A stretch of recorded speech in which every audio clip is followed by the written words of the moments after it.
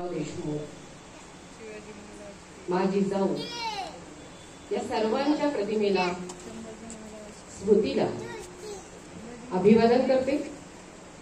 तसेच परिवर्तनधारा साहित्य कला मंच वर्धाने आयोजित जी स्पर्धा होती त्या स्पर्धेच्या समारोपीय कार्यक्रमामध्ये उपस्थित असणारे सर्व सन्माननीय पाहुणे, त्यामध्ये परीक्षक पण आहेत, डॉक्टर नितीन कदम सर आहेत, अनिता वानखेडे मॅडम आहेत,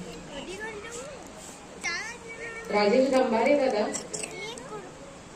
समोर डॉक्टर हरीश पेटकर बसलेले आहेत, जगदीश भगत आहेत, अविनाश दादा आहेत मागे बसलेले, राजू बावणे आहेत, खूप जण ओळखीचे आहेत, कदाचित नावं घेता घेता कमी जास्त होती ते थोडं मला माफ करा, बरीच नाव आहेत।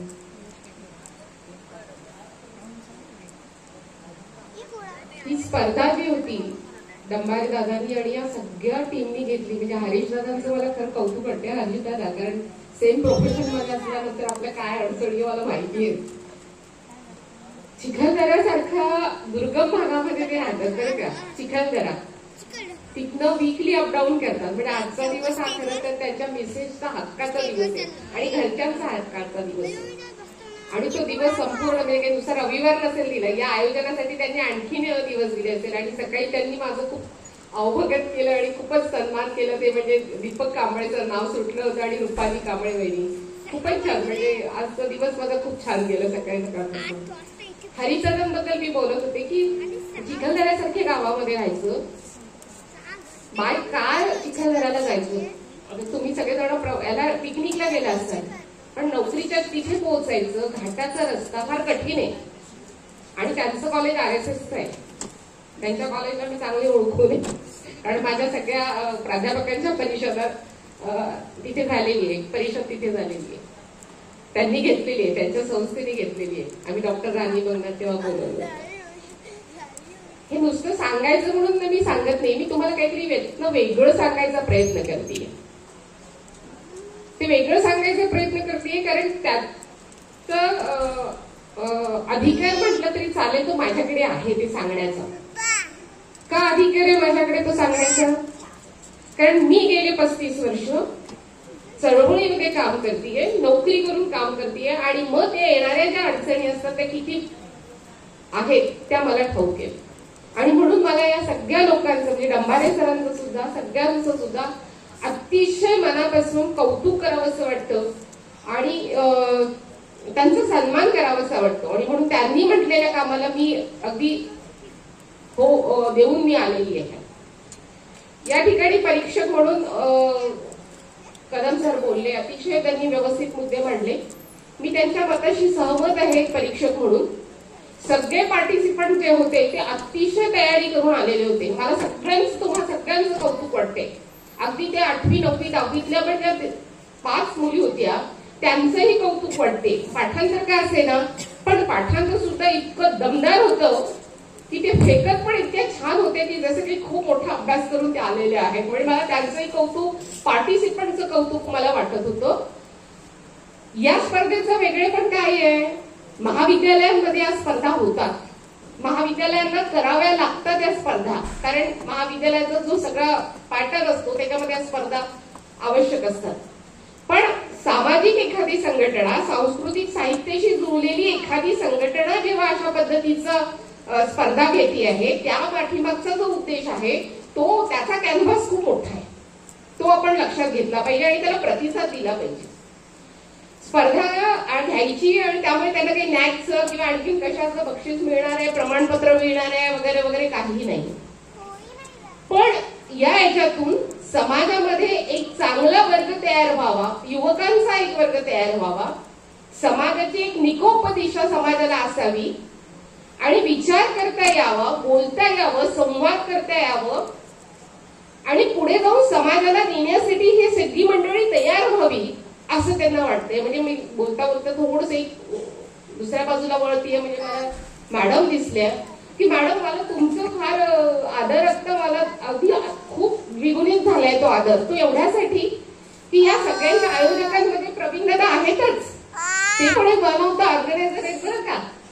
कारण ही स्पर्धा त्यांनी ऑर्गनाईज करण्यामध्ये मोलाचा सहभाग घेतलेला आहे आणि तुम्ही त्या सहभागासाठी तुम्ही लोकांनी पाठिंबा दिलेला आहे. म्हणजे प्रवीण दादांना तुम्ही सोबत घेऊन चालला. ती स्मृतिशेष जरी असेल शरीराने पण ते विचारांनी आणि कार्याने आपल्या सोबत आहे. हे जे धाडस आहे, हे जे काम आहे, हे अतुलनीय आहे. मला असं वाटतं समाजामध्ये ही मंडळी जी आहे ही सगळी आदरच पात्र आहे. या मंडळींचं कौतुक केलं पाहिजे. सगळ्या पार्टिसिपंटचं मी परत कौतुक करते, त्यांच्या धाडसाचं कौतुक करते. मला एक थोडीशी खंत वाटते कारण एवढ्या वर्षाच्या 32 वर्षाच्या नोकरीमध्ये मला काही जाणवलं. कारण खूप स्पर्धांना मी महाविद्यालयीन स्पर्धांना परीक्षक असायची. ही मुलं नंतर जातात कुठे? कारण ती येतात म्हणजे नुसती येत नाही, ती येते. त्याच्या पाठीमागे त्यांचा परिश्रम असतो, अभ्यास असतो. ते करतात, जातात, इकडनं संदर्भ मिळवतात, तिकडनं संदर्भ मिळवतात. मग ते सगळी त्याची मांडणी करतात. मग 8 तास असेल, 8 मिनिटं असेल, 5 मिनिटं असेल, त्याच्यासाठी त्याची मांडणी करतात. ते बोलतात, आपल्या समोर येतात, प्रवास करतात. या पाठीमागे एक प्रचंड परिश्रम आहे. मग ही इतकी लखलखते तारे असणारे हे तारे नंतर कुठे जातात? मी खूप शोधते की ज्यांनी एवढे बक्षिसं घेतलेली जी मुलं होती ती गेली कुठे? हे आपल्यासाठी खूप वाईट आहे. ही खंत आहे माझ्या मनामध्ये. कारण ती खंत यासाठी आहे की नंतर या मुलांना जी दिशा पाहिजे असते किंवा जो रस्ता यांच्यासाठी मोकळा करायला पाहिजे असतो तो रस्ता नसतो यांच्यासाठी. कारण रोजगार असेल, नोकरी असेल, पुढचं शिक्षण असेल, घरातल्या परिवारातल्या सगळ्या अडचणी असेल, त्याची ती मुलं मग मागे मागे पडत होतात. इतकी सुंदर शार्प मुलं जी आहेत ती समाजाला मिळाली पाहिजे. ती मुलं नंतर अदृश्य झाल्यासारखी होतात. मुली 16 मुली या ठिकाणी बोलल्या. मला त्यांचं पण खूप कौतुक वाटतं आहे की मुली मात्र धडाडीने बोलायला लागल्या. तुमचा विषय खूप महत्वाचा होता आजचा. राष्ट्र निर्मितीच्या संदर्भातला हा विषय होता. भारत राष्ट्र निर्मिती आणि डॉक्टर बाबासाहेब आंबेडकर. मुळात बाबासाहेबांच्या ज्या सगळ्या चळवळी झाल्या त्या सगळ्या राष्ट्र निर्मितीच्या संदर्भातल्या सगळ्यात महत्वाच्या चळवळी होत्या. कारण भारत हा राष्ट्र नाहीये, भारत हा देश आहे, लक्षात घ्या. आणि बाबासाहेबांना भारत हा राष्ट्राकडे घेऊन जायचं. म्हणजे राष्ट्र निर्माणाची प्रक्रिया ही बाबासाहेबांच्या सगळ्या कार्याचं मूळ होती. बाबासाहेब असं म्हणत असत की राष्ट्र निर्मिती जी करायची आहे त्याच्यामध्ये मुख्य अडचण काय आहे? ती मुख्य अडचण म्हणजे इथली जाती व्यवस्था आहे. बाबासाहेब असं म्हणत की या देशातली एक एक जात म्हणजे एक एक राष्ट्र आहे, अशा पद्धतीतली परिस्थिती आहे. आणि त्याच्यामुळे ह्या देशाची बांधणी करणं, या देशाला परत उभारणी करणं हे अतिशय जिकिरीचं काम आहे, जोखमीचं काम आहे. आणि त्या पद्धतीची सगळी संरचना बाबासाहेबांनी संविधानामध्ये केली आहे की ती राष्ट्राकडे जाणार आहे. लक्षात घ्या. हे करत असताना जी राष्ट्र निर्मितीची संकल्पना आहे ती अधिकाधिक व्यापक करण्याची जी गरज होती ती न करता ती अधिकाधिक संकुचित करण्याची परिस्थिती आता आलेली. आपण ते सगळं बघतोय. म्हणजे तुम्हाला बोलण्याचं स्वातंत्र्य नाही, लिहिण्याचं स्वातंत्र्य नाही, सगळ्या म्हणजे तुम्ही काही झालं तरी आता तुम्ही जो नवीन आता जो कायदा आला त्याच्यामध्ये तुम्ही नक्षलवादी केव्हाही तुम्हाला ते ठरवू शकतात, तुम्ही ठरवू शकता. त्या लिस्टमध्ये तुम्हाला ते केव्हाही टाकू शकतात. त्यामुळे अशा भीतीदायक आणि भयावह वातावरणात राष्ट्र निर्मितीची जी संकल्पना आहे ती संकल्पना पुढे नेणं, व्यापक नेणं अतिशय कठीण होऊन बसलेलं आहे.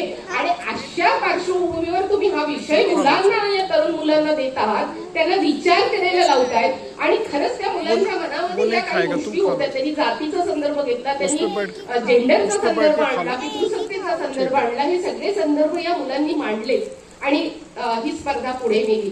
मला असं वाटतं रंभारे दादा आणि परिवर्तन धाराचे सगळे पेटकर सर असतील, मॅडम असतील आहे त्या ठिकाणी, वानखेडे मॅडम असतील, प्रवीण दादा आहेतच आमच्यासोबत, ही सगळी मंडळी तुम्ही जे हे करतात आहे हे माझ्यासाठी खूप अतुलनीय आणि सराहनीय कार्य ज्याला असं म्हणतात ते आहे.